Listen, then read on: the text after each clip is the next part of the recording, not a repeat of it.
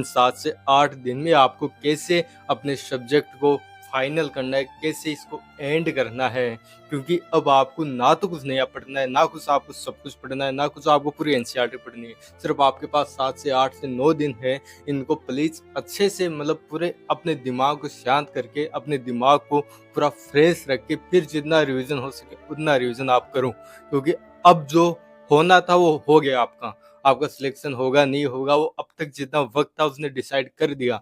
लेकिन अब ये 7 से 8 दिन सिर्फ इस चीज़ के लिए है कि आप जो सिलेक्शन रेंज में थे तो आप उससे बाहर ना हो जाओ। आप एक रैंक के रेंज में थे तो आप रैंक से बाहर ना हो जाओ। ये 7 से 8 दिन वो डिसाइड करेंगे कैसे।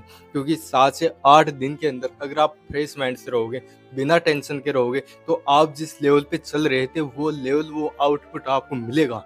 लेकिन अगर आप इस टाइम में अगर आप एंजाइटी लेते, इस टाइम में अगर आप टेंशन लेते, तो वो आउटपुट नहीं मिलेगा जो आप पहले चल रहे थे। आपके टेस्टों में जितने नंबर आ रहे थे उससे भी कम हो जाएँगे। क्यों? क्योंकि अब ये एंजाइटी का टाइम नहीं है। अब ये पूरा माइंड को फ्रेश रखने का, माइंड को कूल रखने का टाइम है। और आपको ऐसे ही रहना है। कैसे आपको पूरे सब्जेक्ट को एंड करना है, मैं आपको बता रहा हूँ। अगर आप फिज़िक्स में है तो फिज़िक्स को आपको फ़ॉर्मूला और पीवाईक्यू कर सको तो करो। बाकी फ़ॉर्मूला, थोड़े पीवाईक्यू फ़ॉर्मूला, थोड़ा मॉक टेस्ट। बस फ़ॉर्मूले आपको रिवाइज़ करना है बार-बार। हर दिन, हर हर ऐसा नहीं है कि फ़ॉर्मूले के पास आपके पास सिर्फ़ और सिर्फ़ 10 से 15 पेज भरे होंगे, तो आप वो 10 से 15 पेज डेली रिवाइज़ कर सकते हो। तो आप उसको हर दिन एक बार रिवाइज़ करोगे तो आपका 7 से 8 बार और सिलेबस रिवाइज़ हो जाएगा। ऐसे ही आपको फिज़िकल केमिस्ट्री में करना है कि इस लास्ट मोमेंट पे सिर्फ़ आपको फ़ॉर्मूला रिवाइज़ करनी है और थोड़ा बहुत पीवाईक्यू लगा लो। अगर आप पीवाईक्यू नहीं लगा रहे, आप मॉक टेस्ट दे रहे हो, तो आप मॉक टेस्ट ही दे लो।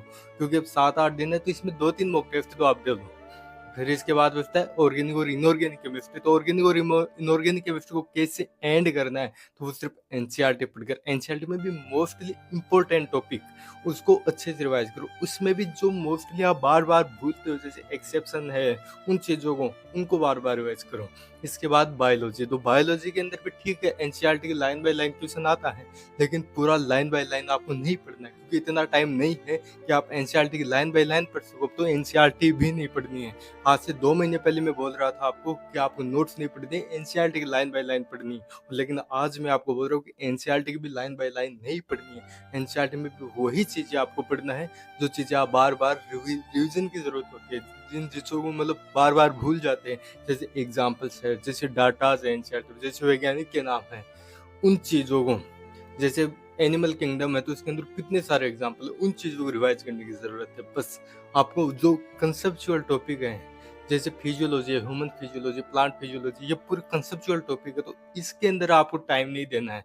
उनमें वही चीज़ें पढ़ना है आपको जो रिवीजन की ज़रूरत है। जैसे डाइजेस्टिव सिस्टम है तो उसके अंदर जैसे वो अपने डेंटल फॉर्मूला दिया हुआ है 21-23, 21-23/21-23। तो ऐसी जो चीज़ें हैं जो रिवीजन के लिए, तो उन्हीं चीज़ों को पढ़ो। आपको पूरी डिटेल पढ़ने की ज़रूरत नहीं है इस टाइम पे। पूरी एनसीईआरटी की लाइन बाय लाइन पढ़ने की ज़रूरत नहीं है। और इससे आप बहुत अच्छे से आपके पूरे सिलेबस को रिवाइज़ करके एंड कर सकती हो। क्योंकि अब टाइम आ गया है सिलेबस को एंड करने का। अब टाइम आ गया है तुम्हारे पूरे 12 महीने की 2 साल की मेहनत को साबित करने का। तो इसको जो इतना कुछ आपने पढ़ रखा है, इसको कैसे पूरा इतने सिलेबस को कैसे-कैसे कंसाइज़ करना है आपको। बहुत मिनिमम के अंदर आपको लाना है और उस मिनिमम को आपको रिवाइज़ करना है। बार-बार 7-8 दिन में बस कूल रहो यार, जो होगा अच्छा होगा, जो होगा अच्छे के लिए होगा। इसे टेंशन नहीं लेनी। क्यों? अपने आप पे विश्वास रखो यार, भगवान पे विश्वास रखो, माँ-बाप की दुआओं पे विश्वास रखो, अपने कर्मों पे विश्वास रखो। क्योंकि अब वो वो नहीं है कि आप दिन-रात मेहनत कर दोगे, दिन-रात एक कर दोगे, तो आप सिलेक्ट हो जाओगे, नहीं। अब जो आपने इतना दिन किया है उसको कंसाइज़ करना है ताकि आप उससे नीचे ना चले जाओ।